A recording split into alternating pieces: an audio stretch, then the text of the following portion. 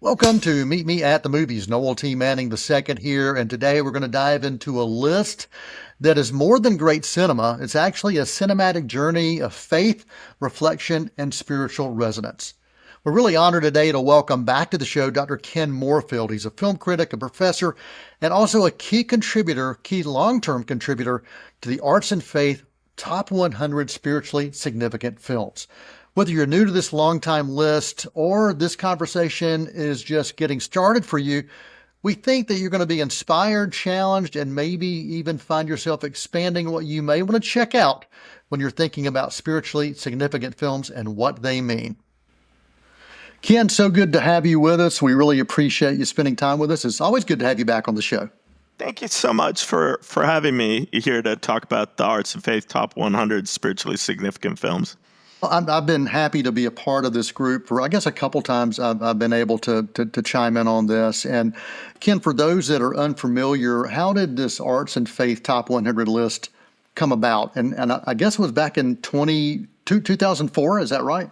2004 was the first list. Those who are old like you and me may remember, like in the 1990s, there were a lot of listservs where discussion groups conducted themselves via email. In the early aughts, the artsandfaith.com site was a discussion forum where people could make an account, come in, and discuss film. The first iteration of the top 100 list was 2004, and then there was another one in 2005 and 2006, and those were all conducted by members of the discussion board. So anyone could join the discussion board, anyone could vote on the list. Subsequently in 2009 or 10, there was no list in 2007, 2008. Arts and Faith, the website, was the original moderator left, and it was subsumed by Image Magazine, and they ran it. So they had same discussion board, same forum. They updated the list in 2010 and 2011. When Image Journal had some turnover and decided to no longer support the site, that was when I bought it, circa 2019. And we did an update of the list in 2020. Right around 2020, we retired the discussion board. The discussion migrated to Discord, and we kept the website as simply an archive for the results of the list and the results of the discussion. So people who go to artsandfaith.com now, what you will see is not a bunch of threads where we discuss the movies. That happens on Discord, but we'll see the results of our discussion and our vote. Awesome. And when we look at these films, these are not from the standpoint of films that are designed for Christian audiences. They are, the term spiritually significant is something that is a kind of a solid foundational piece here.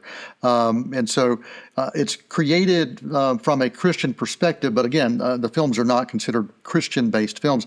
Talk a little bit about that, and talk a little bit about what spiritually significant means in the terms of those that are selecting and weighing in on these films.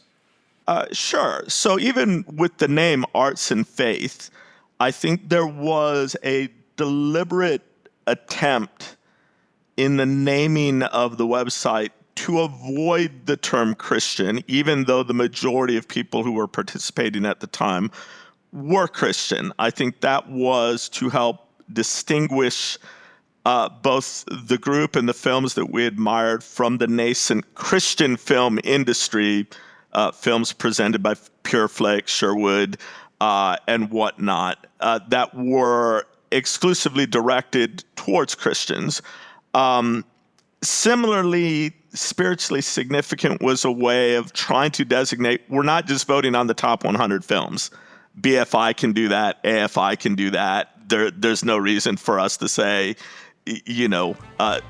but we did want to highlight or try to highlight films which were technically excellent, but also in some way resonated or spoke to us as viewers about spiritual issues. My wife complained once that, like, since human beings are spiritual beings as well as carnal beings, that really any film about the human experience is or can be spiritually significant.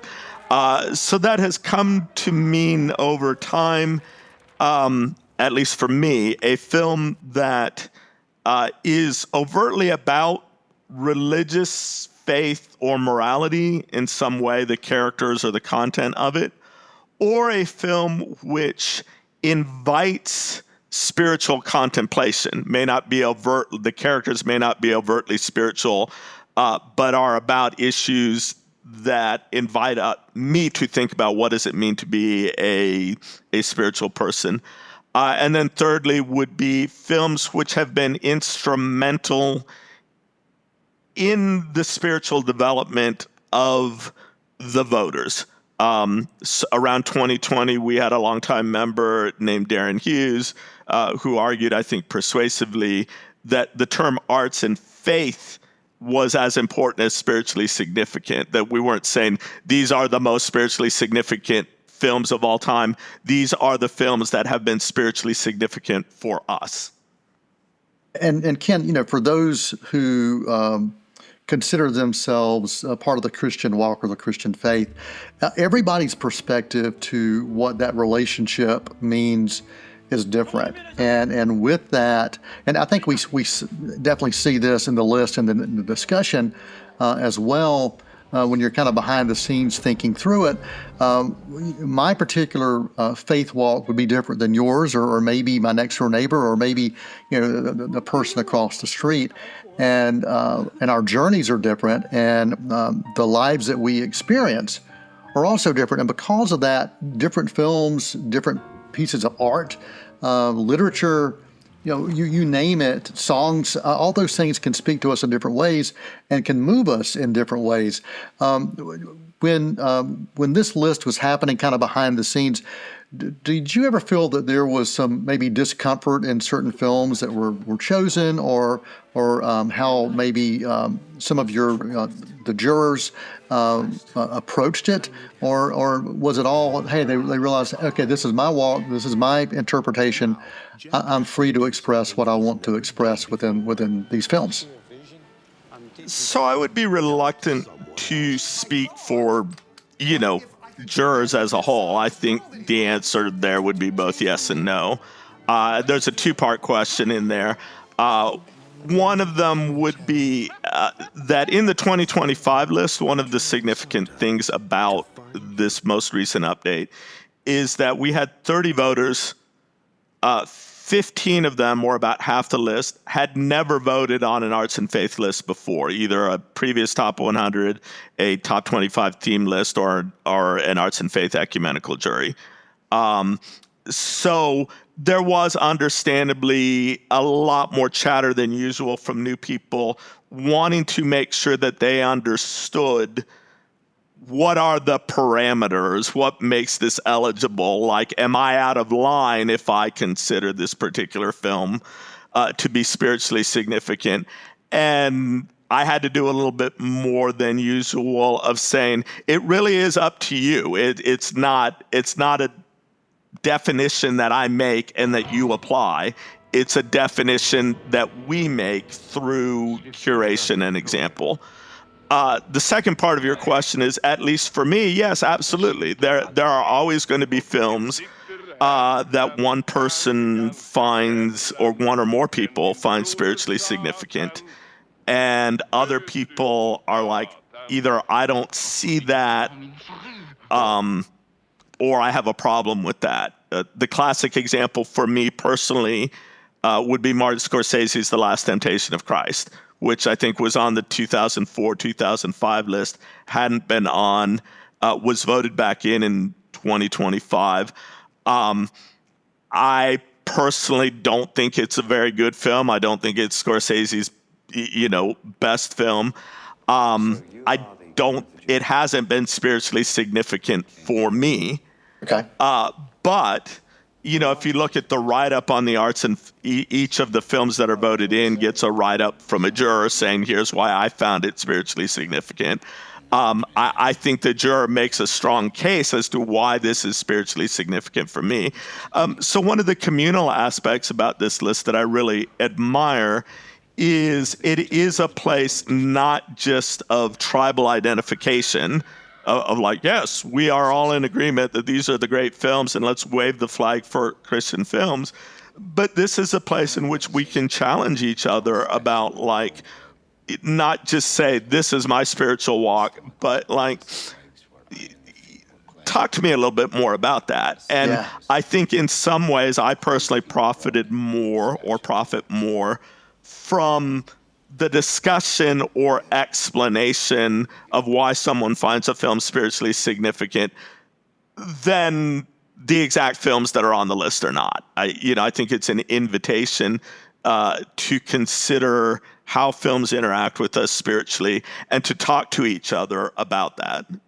I love it. I love it. We are joined right here on Meet Me at the Movies with Dr. Ken Morefield talking about the Arts and Faith Top 100 list of spiritually significant films. We're going to go to a quick intermission, and when we come back, we're going to highlight a few films that have stood the test of time throughout each list, and also we're going to uncover some of the surprises and maybe something that Ken feels is missing. So stick around. We'll be right back with more on Meet Me in the Movies right after this quick intermission. Won't you come and meet me at the movies? Won't you come and watch a flick? Love doesn't discriminate. It doesn't pick and choose. When there's so much to fight against, love fights for.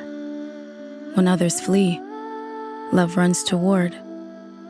And when darkness prevails, love doesn't despair. It never feels too small or too weak or too powerless to help. Love knows its worth and remembers its strength. Love isn't pro this or pro that, but proactive and protective.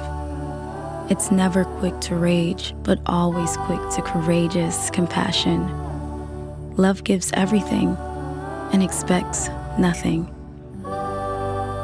For 156 years, the Salvation Army has loved all who feel lost. With your help, we'll never stop.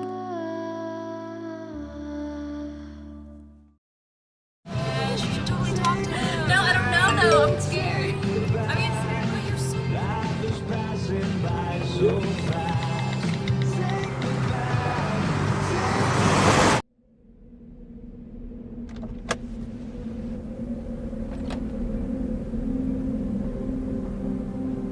Do you know that you're in my lane? No, not at all. Are you not paying attention? Are you texting? I was just checking in with my mom. I was telling her that I thought we'd be home by 6. It's okay. There's enough time. Just pay attention. I'm not even halfway through my text. There's no way. I'm not even going to look up. My babies are in the car. You have to pay attention. It's just supposed to be a quick text. I'm so sorry.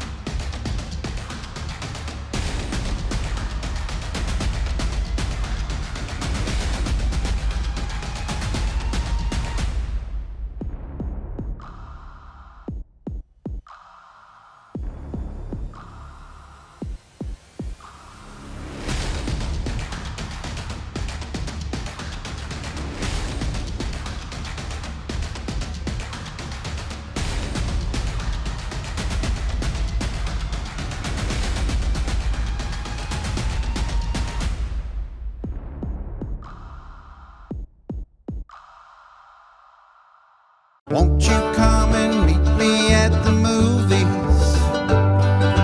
Won't you come and watch Hello, a welcome back to Meet Me at the Movies. Noel T. Manning II here. I'm joined by Dr. Ken Morefield as we continue to dive into the Arts and Faith Top 100 list of spiritually significant films.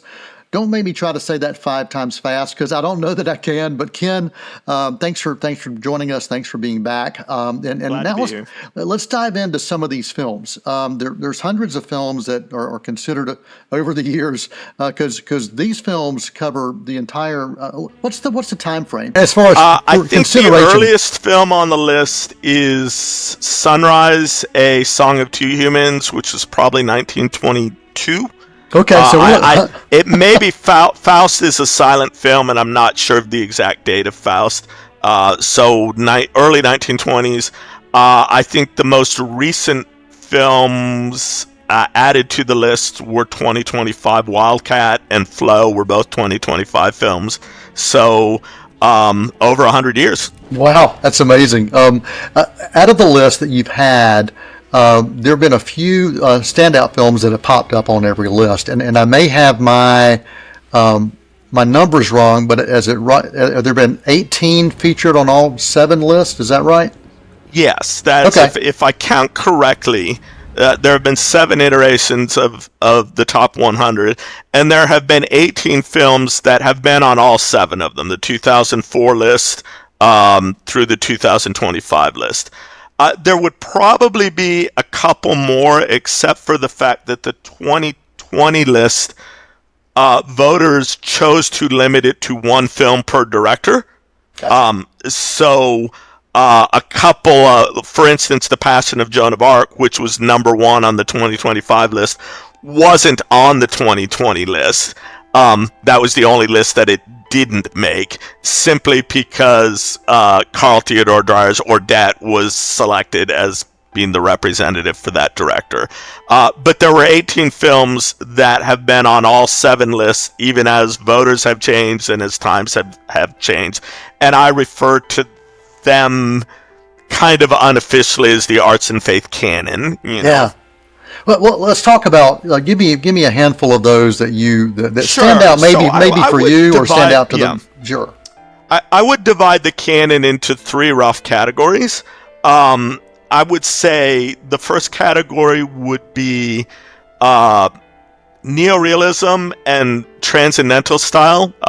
Not to get too technical in there, but one big difference between the 2004 list and the 2005 list that you can see right away is the 2004 list was much more heavily invested in American studio films, and the 2005 to 2020 list had a lot more world cinema. Neorealism, I won't bore you with the definition. Your readers can look that up if they don't know. Transcendental style refers to the films singled out by Paul Schrader in his book Transcendental Style in Cinema, which speak to the influence of Carl Theodor Dreyer, Robert Bresson, Ozu. So really, films by those authors or those directors, and that follow from their tree. Yeah, by follow from their tree, I would mean like film Rosetta, which was the number 1 film in 2005 by the brothers Dardenne, are clearly influenced by Bresson. So I think you get those 2 schools and their influences. Classic example would be Robert Bresson's Diary of a Country Priest, which has been on all 7 lists, or Carl Theodor Dreyer's Ordette, which has been on all 7 lists. I think you then get sort of classic American studio films like It's a Wonderful Life has been on all 7 films, rose to number 2 in the 2025 list. I wrote down some notes here because I knew please. that you were gonna please gonna ask me about that in terms of the category.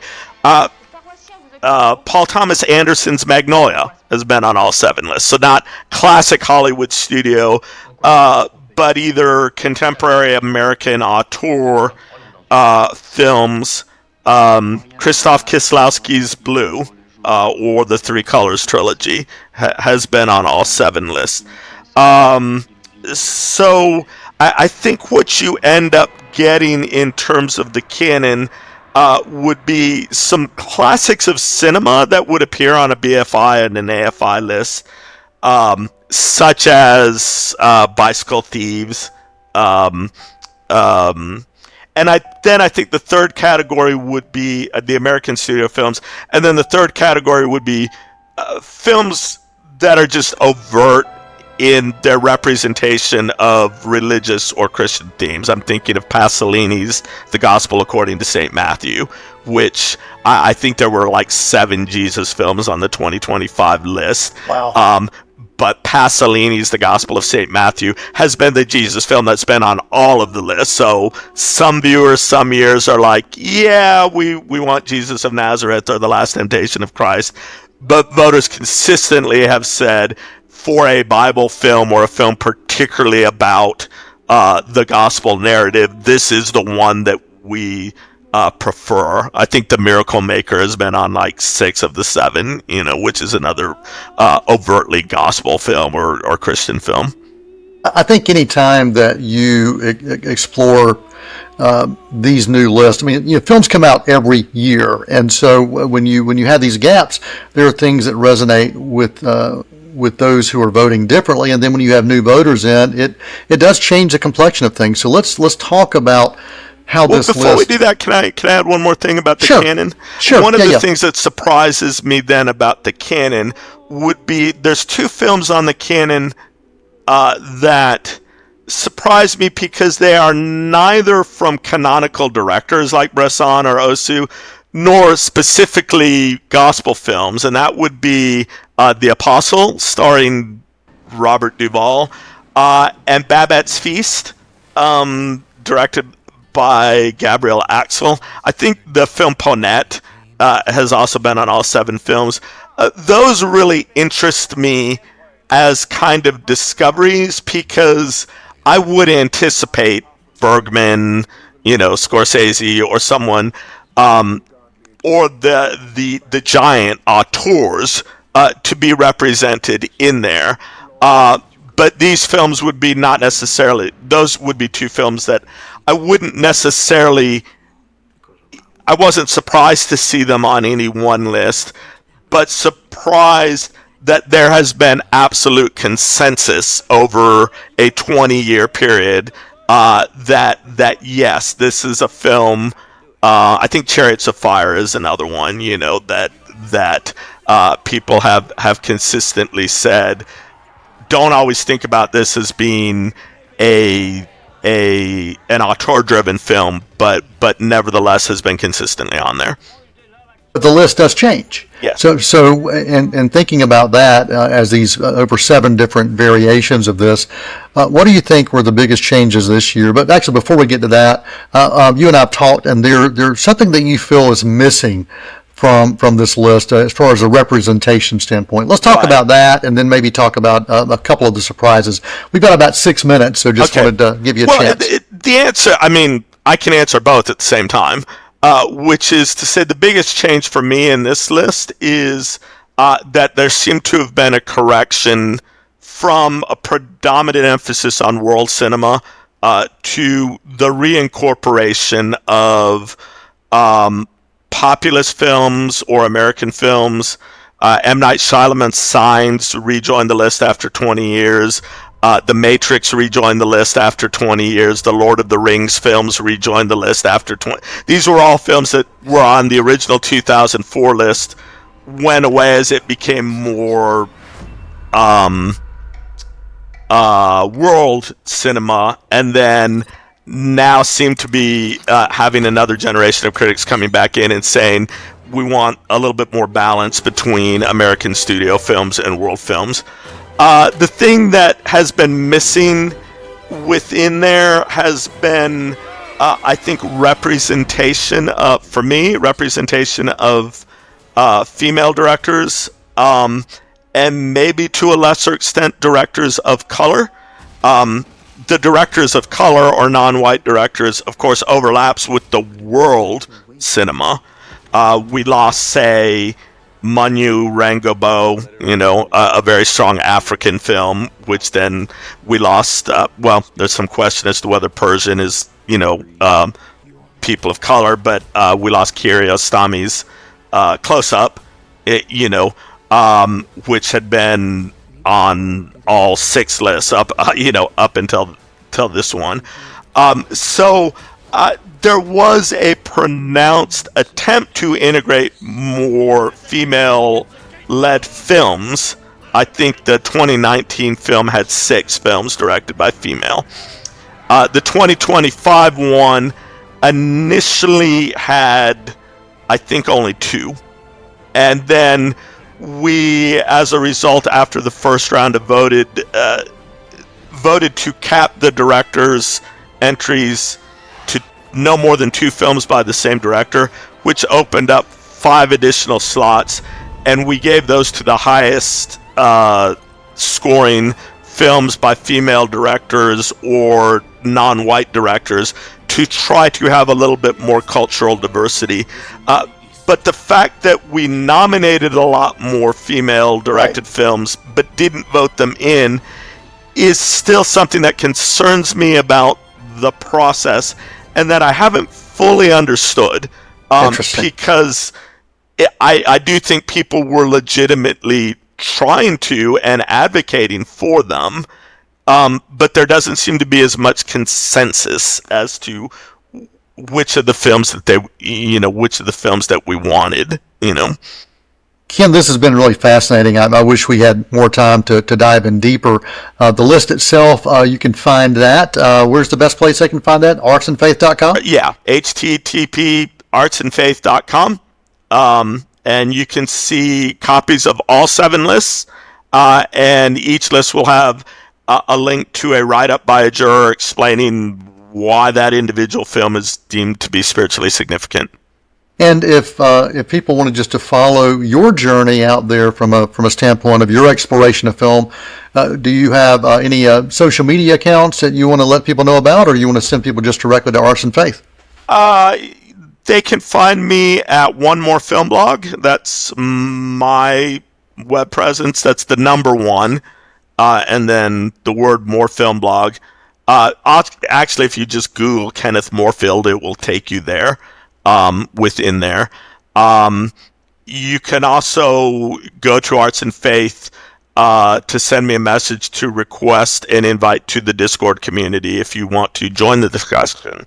Awesome. Ken, thanks again. I really appreciate it. And for our audience out there, whether you're looking for stories that may wrestle with meaning, stir your soul, or challenge your perspective, the Arts and Faith Top 100 Spiritually Significant Film really can offer you a cinematic pilgrimage worth taking. So again, Dr. Ken Morefield, thanks for joining us, sharing your insights and sharing more about this list and the history of this list as well. You can again, check out that full list at artsandfaith.com, and you can begin your journey into spiritually significant storytelling. For Meet Me in the Movies, I'm Noel T. Manning II, and for this week, for C19 TV, that's a wrap. Many films to view until we meet again. Next time we see you, we'll gladly fill you in. We'll tell about the happy and the sad ones. We'll talk about the good ones and the bad ones. Many films to view till we meet again.